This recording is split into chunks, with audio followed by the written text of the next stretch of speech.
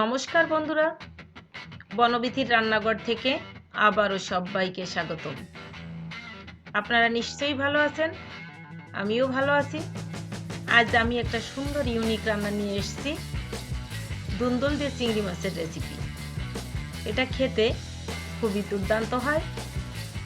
এটা রান্না করতে তেমন কোনো ঝামেলাই হয় না, খুব কম মশলাই দুন্দল চিংড়ি মাছের রান্নাটা করা যায়। আমি এই দন্দল গাছটা আমার নিজের হাতে রোপণ করেছি।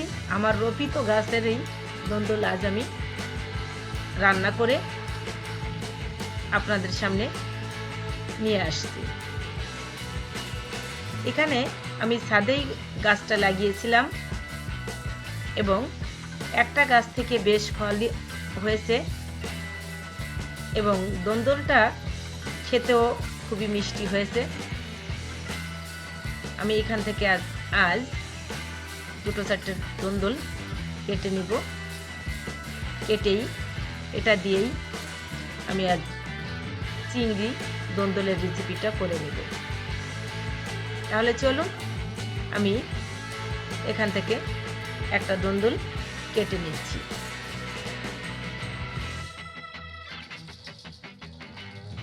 নিজের হাতে রোপিত গাছের যে কোনো ফলই আসলে তুলতে খুবই ভালোই লাগে। আমিও সেই সুখটা খুব অনুভব করলাম, বিশেষ করে ছাদের পর দন্দল গাছ হয়েছে, এটা আরও বেশি ভালো লেগেছে। আমি একটা দন্দল এখানে কেটে নিচ্ছি। এরকম করে আরও কয়েকটা দন্দল কেটে আমরা নিয়ে রান্নাটা শুরু করছি। এই দন্দল দিয়ে চিংড়ি মাছ দিয়ে আমি আজ রেসিপিটা করব। আমি এখানে চিংড়ি মাছগুলি আগে কেটে ধুয়ে লবণ হলুদ দিয়ে একটু রেখে দিয়েছি। এবার চিংড়ি মাছটা রান্নার সময় একটু ফ্রাই করে নেব। প্রথমে আমি দন্দলটা ধুয়ে কেটে দিচ্ছি। এবার প্যানে আমি 2 থেকে 3 টেবিল চামচ সরষের তেল দিয়ে দিচ্ছি। যখন তেলটা দেখছি গরম হয়ে গেছে, তখন এই তেলের মধ্যে আমি দিয়ে দেব কালো জিরে ফোড়ন। প্রথমে আমি দিয়ে দিচ্ছি 2টো শুকনো লঙ্কা চিড়ে, তারপর দিয়ে দিচ্ছি কালো জিরে। কালো জিরে দিয়ে দন্দল রান্না করলে খেতে খুবই সুন্দর লাগে। যখন জিরেটা এবং শুকনো লঙ্কাটা থেকে সুন্দর একটা ফ্লেভার আসবে, তখন এই তেলের মধ্যে আমি আমার সেই চিংড়ি মাছগুলো দিয়ে আমি একটু ফ্রাই করে নেব। আমি চিংড়ি মাছটা আগেই একটু ফ্রাই করে নিয়েছিলাম। এবার ওই তেলের ভিতর দিয়ে আমি আরেকটু হালকা কষিয়ে রান্নাটা করে নেব। দেখুন বন্ধুরা, এখানে আমি চিংড়ি মাছটা খুব বেশি ফ্রাই করছি না, কারণ চিংড়ি মাছটা বেশি ফ্রাই করা লাগে না। এবার আমি এই একই তেলের মধ্যে আমি যে মশলাগুলি দিব সেটা পরপর দিয়ে দিচ্ছি। এখানে আমি দিয়ে দিচ্ছি 1 চা চামচ জিরা বাটা। জিরা বাটাটা দেওয়ার পরে আমি দিয়ে দিচ্ছি 1 চা চামচ কাঁচা লঙ্কা বাটা। যেহেতু দন্দলটা রান্না করব আমি হালকা পাতলা করেই, তাই জন্য আমি এখানে কাঁচা লঙ্কা বাটাটা দিয়েছি আর জিরা বাটাটা দিয়েছি। এবার কাঁচা লঙ্কা আর জিরা বাটাটা একটু তেলের সাথে ফ্রাই করে নিব।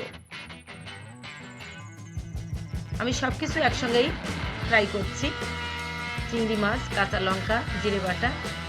এবার দিয়ে দিচ্ছি 1 চা চামচ ধনিয়া গুঁড়ি,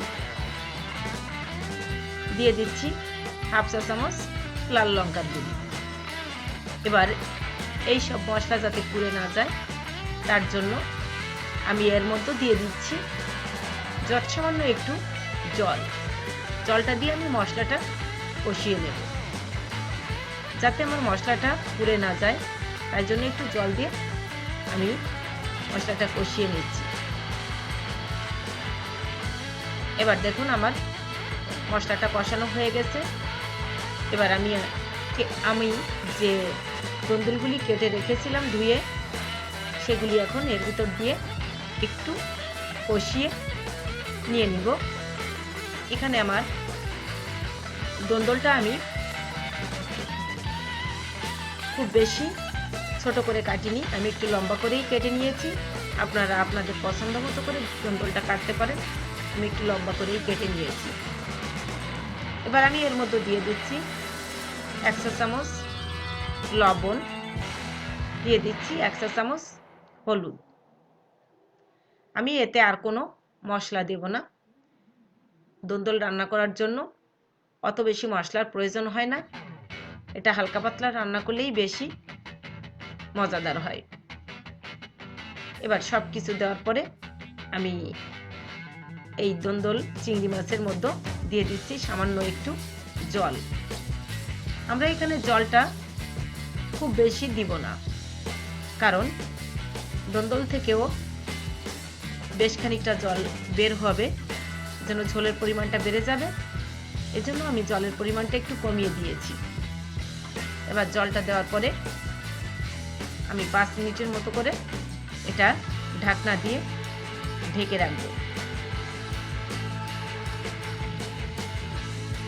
5 মিনিট পরে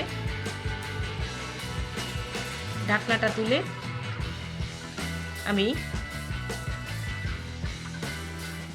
দেখে নিব আমার রান্নাটা কি অবস্থায় আছে। দেখুন বন্ধুরা, এখানে আমার রান্নাটা অলমোস্ট হয়ে গেছে,